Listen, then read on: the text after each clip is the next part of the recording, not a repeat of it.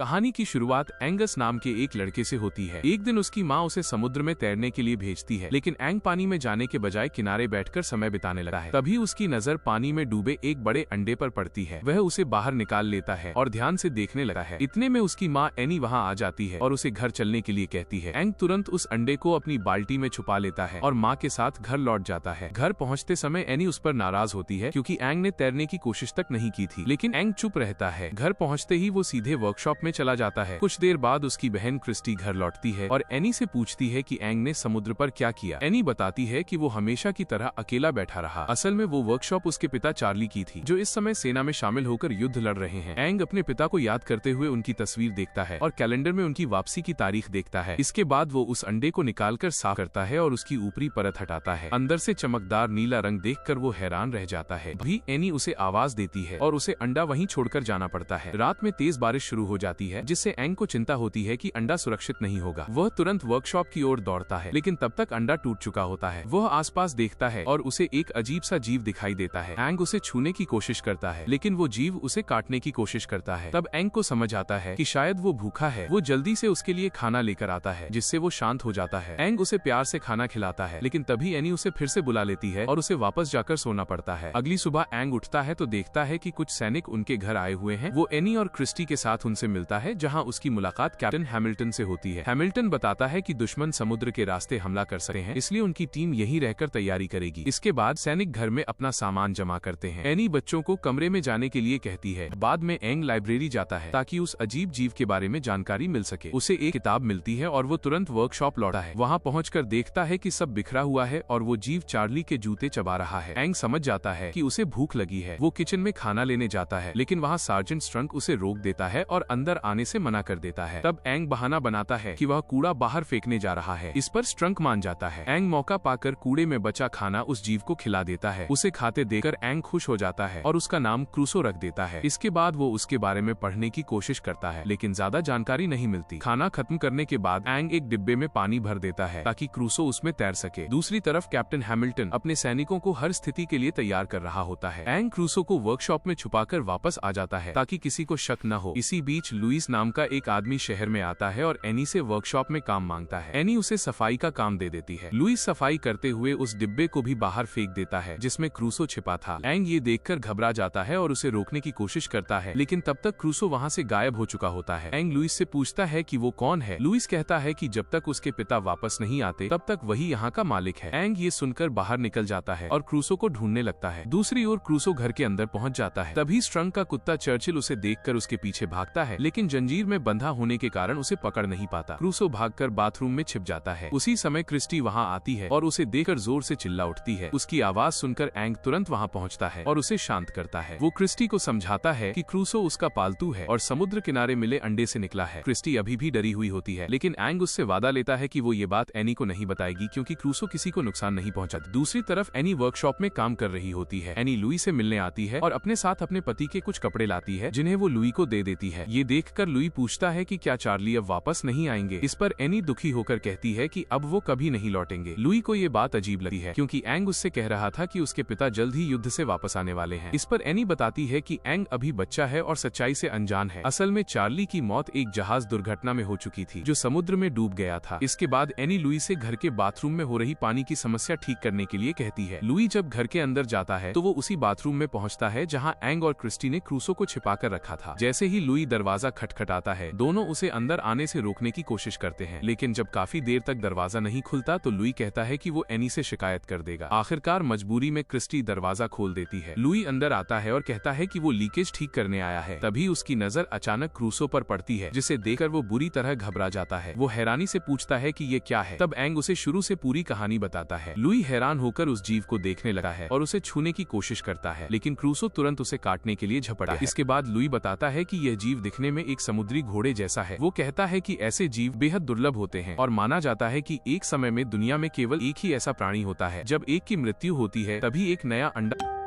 फूटता है और उससे नया जीव जन्म लेता है। फिर वो उनके बारे में कुछ रहस्यमयी शक्तियों की बात भी बताता है। तभी अचानक एनी दरवाजा खटखटाती है। एंग लुई से मदद मांगता है कि वो क्रूसो को छिपाने में उसकी मदद करे, क्योंकि एनी उसे घर में रखने की अनुमति कभी नहीं देगी। लुई उसकी मदद करने के लिए तैयार हो जाता है। जैसे ही एनी अंदर आती है, उसे कुछ भी नजर नहीं आता। हालांकि क्रूसो छिपकर बाहर झांक रहा होता है। लुई किसी तरह स्थिति संभाल लेता है। इसके बाद एनी बाहर जाती है और उसकी मुलाकात कैप्टन हैमिल्टन से होती है। हैमिल्टन उसे फौजियों के साथ होने वाले डिनर में आने का निमंत्रण देता है। रात को लुई एंग से कहता है कि क्रूसो को वापस समुद्र में छोड़ देना चाहिए, क्योंकि वहीं उसका असली घर है। लेकिन एंग इस बात से बिल्कुल सहमत नहीं होता। वो कहता है कि क्रूसो की जगह उसके पास ही है। कुछ समय बाद घर पर डिनर शुरू होता है। इस दौरान एंग को किसी काम से जाना पड़ता है और वो गलती से बाथरूम का दरवाजा खुला छोड़ देता है। मौका मिलते ही क्रूसो एक बार फिर बाहर निकल जाता है। उधर स्ट्रंक का कुत्ता चर्चिल उसकी गंध पकड़ लेता है और उसे ढूंढने लगता है। जैसे ही वो क्रूसो को देखता है, वो पूरे घर में उसके पीछे दौड़ने लगा है। इस भागदौड़ में वे डिनर टेबल तक पहुंच जाते हैं और वहां रखा सारा खाना खराब हो जाता है। लेकिन बाकी लोगों को सिर्फ चर्चिल दिखाई देता है, इसलिए सारा दोष उसी पर आता है। इसी बीच क्रूसो भागकर बाहर बने फव्वारे में कूद जाता है, जहां उसे खाने के लिए मछलियां भी मिल जाती हैं। दूसरी ओर एंग हर जगह क्रूसो को ढूंढ रहा होता है। तभी लुई उसे घर वापस जाने के लिए कहता है, क्योंकि डिनर में हुई गड़बड़ी के कारण एनी बहुत परेशान है। लुई उसे भरोसा दिलाता है कि वो क्रूसो को ढूंढकर सुरक्षित वापस ले आएगा। एंग घर लौट जाता है। काफी खोजबीन के बाद लुई को क्रूसो फव्वारे के पास मिल जाता है, लेकिन अब वो पहले से काफी बड़ा हो चुका होता है। लुई तुरंत एंग को बुलाता है। जब एंग उसे देखता है तो वो समझ जाता है कि अब उसे वापस समुद्र में छोड़ने का समय आ गया है। इसके बाद वे दोनों क्रूसो को ट्रक में रखकर समुद्र की ओर निकल जाते हैं। समुद्र किनारे पहुंचकर वे आखिरकार उसे पानी में छोड़ देते हैं। क्रूसो से अलग होते समय एंग बहुत दुखी होता है, लेकिन वो जानता है कि यही सही फैसला है। अगले दिन जिमी नाम का एक आदमी अपने दोस्त ह्यू के साथ समुद्र में मछली पकड़ने जाता है। अचानक उन्हें लगता है कि उनकी जाल में कोई बहुत बड़ी मछली फंस गई है, लेकिन जैसे ही वे उसे खींचते हैं, उनकी नाव असंतुलित होने लगती है। तभी उनके सामने विशाल आकार में क्रूसो आ जाता है, जिसे देखकर दोनों डर जाते हैं। ह्यू उसे पकड़कर पैसे कमाने की सोचता है, लेकिन जिमी इसके खिलाफ होता है। इसी बीच क्रूसो उनकी नाव को खींचकर दूर ले जाने लगता है। आखिरकार जिमी जाल काट देता है और किसी तरह अपनी जान बचाते हैं। जाते जाते वे फिर उस रहस्यमयी जीव को देखते हैं और हैरान रह जाते हैं, क्योंकि उन्होंने ऐसा जीव पहले कभी नहीं देखा था। दूसरी तरफ कैप्टन हैमिल्टन एंग से कहता है कि उसकी माँ चाहती है कि वो अभी से सेना की ट्रेनिंग शुरू करे। इसके बाद एंग सैनिकों के काम में मदद करने लगता है, लेकिन कुछ ही समय में वो इससे ऊब जाता है। एक दिन वो मौका देखकर समुद्र की ओर भाग जाता है और क्रूसो को पुकारता है, लेकिन वो नजर नहीं आता। तब एंग एक नाव लेकर खुद उसे ढूंढने निकल पड़ता है। कुछ देर बाद क्रूसो पानी से बाहर आता है और उसका विशाल रूप देखकर एंग हैरान रह जाता है। फिर वो उसकी पीठ पर बैठ जाता है। शुरुआत में वो थोड़ा डरा हुआ होता है, लेकिन क्रूसो उसे समुद्र की सैर कराता है, जिसमें उसे बहुत मजा आता है। जब क्रूसो उसे वापस किनारे छोड़ने आता है, तब वहाँ स्ट्रंक और उसका कुत्ता चर्चिल मौजूद होते हैं। चर्चिल उसकी गंध पहचान लेता है और उसकी ओर भागता है। स्ट्रंक भी उसके पीछे पीछे पहुंच जाता है। क्रूसो जैसे अजीब और विशाल जीव को देखकर स्ट्रंक हैरान रह जाता है और उसे अपनी आंखों पर विश्वास नहीं होता। रात होते ही एंग अपने कमरे में इतने अजीब और विशाल जीव को देखकर कोई भी हैरान रह जाता, क्योंकि ऐसा प्राणी उन्होंने पहले कभी नहीं देखा था। वो अपनी आंखों पर यकीन ही नहीं कर पा रहे थे। उसी रात एंग ने क्रिस्टी और लुई को समुद्र में हुई अपनी सैर के बारे में बताया, जिसे सुनकर दोनों बहुत खुश हुए। बाहर खड़ी एनी ने अपने बच्चों को लंबे समय बाद इस तरह हंसते हुए देखा तो उसके चेहरे पर भी मुस्कान आ गई। वो चुपचाप वापस जाने लगी, लेकिन तभी लुई ने उसे देख लिया और उसके पीछे चला गया। एनी ने लुई का धन्यवाद किया, क्योंकि उसकी वजह से आज उसके बच्चों के चेहरे पर खुशी लौट आई थी। लुई ने मुस्कुराकर बात को हल्का कर दी। दूसरी तरफ जिमी ने एक रिपोर्टर जॉक को समुद्र में देखे गए उस रहस्यमयी जीव के बारे में बताया। यह सुनकर जॉक ने सोचा कि अगर इस खबर को फैलाया जाए तो शहर में निवेशक और पर्यटक आ सकते हैं, क्योंकि लोग ऐसे अनोखे जीव देखने में रुचि रखते हैं। लेकिन ह्यू का मानना था कि शहर जैसा है वैसा ही ठीक है। जॉक का कहना था कि अगर समुद्र में कोई खतरनाक जीव मौजूद है तो लोगों को इसके बारे में जानने का अधिकार है। अगले दिन कैप्टन हैमिल्टन एनी और उसके बच्चों को एक ऊंची पहाड़ी पर ले गया, जहां से वो उन्हें अपनी सेना की तैयारी दिखाना चाहता था। उसने अपने सैनिकों को समुद्र में छिपे दुश्मनों पर हमला करने का अभ्यास दिखाने का आदेश दिया। यह देखकर एंग को समझ आ गया कि इससे क्रूसो खतरे में पड़ सकता है। उसने एनी से गुजारिश की कि वो सैनिकों को रोक दे, लेकिन एनी को उसकी बात समझ नहीं आई और उसने उसे चुप रहने को कहा। क्रिस्टी ने भी एंग की बात का समर्थन किया, लेकिन एनी ने उसकी भी नहीं सुनी। उधर सैनिकों ने पानी में हमला शुरू कर दिया, जिससे क्रूसो बुरी तरह घबरा गया और खुद को बचाने की कोशिश करने लगा। उसी समय जिमी और जॉक समुद्र किनारे पहुंचे थे ताकि उस जीव की तस्वीर ले सकें, लेकिन उन्हें कुछ दिखाई नहीं दिया। तब उन्होंने एक नकली मॉडल बनाकर उसकी फोटो ले ली और अगले दिन अखबार में छाप दी। कुछ दिनों बाद जब स्ट्रंक ने अखबार पढ़ा तो उसे याद आया कि उसने भी ऐसा ही कोई जीव देखा था। इसके बाद उसने कुछ सैनिकों के साथ मिलकर उसे ढूंढने का फैसला किया। उस रात क्रिस्टी, एंग और लुई घर से निकल पड़े ताकि वे देख सकें कि क्रूसो सुरक्षित है या नहीं। समुद्र किनारे पहुंचकर एंग ने उसे आवाज दी। शुरुआत में वो बाहर नहीं आया, लेकिन जब वो सामने आया तो उसका व्यवहार बदल चुका था। वो अब पहले जैसा शांत नहीं था और एंग को भी पहचान नहीं पा रहा था। उसने एंग पर हमला करने की कोशिश की, जिससे एंग और लुई दोनों हैरान रह गए। थोड़ी देर बाद वो वापस समुद्र में चला गया। एंग ने इस सब के लिए लुई को जिम्मेदार ठहराया क्योंकि उसी की सलाह पर उन्होंने उसे समुद्र में छोड़ा था। दूसरी ओर स्ट्रंक और उसके साथी नाव में बैठकर क्रूसो को ढूंढ रहे थे। उनका इरादा उसे खत्म करने का था। तभी उन्हें चर्चिल के भौंकने की आवाज सुनाई दी और वे उसी दिशा में बढ़ने लगे। अचानक क्रूसो ने चर्चिल को पकड़ लिया और चारों ओर सन्नाटा छा गया। सैनिकों को कुछ समझ नहीं आया और उन्होंने उस दिशा में गोलियां करा दी। तभी क्रूसो ने उनकी नाव को टक्कर मार दी, जिससे वे सब पानी में गिर पड़े। इधर जब कैप्टन हैमिल्टन को समुद्र में गोलीबारी की खबर मिली तो उसे लगा कि दुश्मन हमला कर चुके हैं। उसने तुरंत जवाबी कार्रवाई का आदेश दिया और एनी को बच्चों के साथ सुरक्षित रहने को कहा। लेकिन एनी को जब पता चला कि एंग घर पर नहीं है तो वो घबरा गई। उसने तय किया कि वो उसे अकेला नहीं छोड़ सकती और वो भी हैमिल्टन के साथ समुद्र की ओर निकल पड़ी। हैमिल्टन ने उसे रोकने की कोशिश की लेकिन वो नहीं मानी। उधर समुद्र में क्रूसो पूरी तरह बेकाबू हो चुका था और उसने स्ट्रंक को पकड़ लिया था। तभी एंग वहाँ पहुँच गया और उसे रोकने की कोशिश करने लगा, लेकिन क्रूसो उसकी बात नहीं सुन रहा था। एंग उसे शांत करने के लिए पानी में उतर गया, लेकिन उसका संतुलन बिगड़ गया और वो डूबने लगा। ये देखकर क्रूसो ने तुरंत स्ट्रंक को छोड़ दिया और एंग की जान बचाने के लिए उसकी ओर दौड़ा। वो उसे सुरक्षित किनारे तक ले आया, लेकिन एंग बेहोश हो चुका था। लुई और क्रूसो ने उसे होश में लाने की कोशिश की और आखिरकार वो जाग गया। एंग अपने दोस्त को फिर से पहले जैसा देखकर बहुत खुश हुआ। उधर हैमिल्टन को अभी भी दुश्मनों का कोई पता नहीं चला था, लेकिन उसने हमले जारी रखने का आदेश दिया। कुछ ही देर में वो भी समुद्र किनारे पहुंच गया। इसी बीच क्रूसो फिर पानी में छिप गया। एनी दौड़कर एंग के पास पहुंची और उसे सुरक्षित देखकर राहत महसूस की। एंग उसे सब कुछ समझाने की कोशिश करता है, लेकिन एनी पहले तो उसकी बात को कल्पना समझकर डांट देती है। तभी क्रूसो पानी से बाहर आता है और एनी को सच्चाई का एहसास होता है। हैमिल्टन भी इतने बड़े और अनोखे जीव को देखकर चौंक जाता है, लेकिन उसी समय उसके आदेश के अनुसार सैनिक फिर हमला शुरू कर देते हैं। एंग तुरंत क्रूसो की पीठ पर बैठ जाता है और उसे सुरक्षित जगह की ओर ले जाने लगा है। ये देखकर एनी घबरा जाती है और हैमिल्टन से हमला रोकने को कहती है, लेकिन रेडियो काम नहीं कर रहे होते। तब हैमिल्टन, एनी और लुई खुद नाव में बैठकर एंग के पीछे जाते हैं। एंग क्रूसो की मदद से हमलों से बच रहा होता है, लेकिन तभी वो एक जाल में फंस जाता है जो सैनिकों ने पहले से बिछा रखा था। हैमिल्टन की नाव वहाँ पहुँचती है और लुई एंग से नाव में आने को कहता है। एंग अपने दोस्त से विदा लेते हुए कहता है कि वो उसे कभी नहीं भूलेगा। फिर वो पानी में कूदकर नाव में आ जाता है। इसके बाद क्रूसो पूरी ताकत लगाकर एक बड़ी छलांग लगाता है और जाल के ऊपर से निकल जाता है। ये देखकर सब बहुत खुश हो जाते हैं, क्योंकि अब वो सुरक्षित था और खतरे से दूर जा चुका था। अंत में कहानी यहीं खत्म होती है, जहाँ एंग अपने दोस्त को अलविदा कहता है, लेकिन उनके बीच की दोस्ती हमेशा बनी रहती है।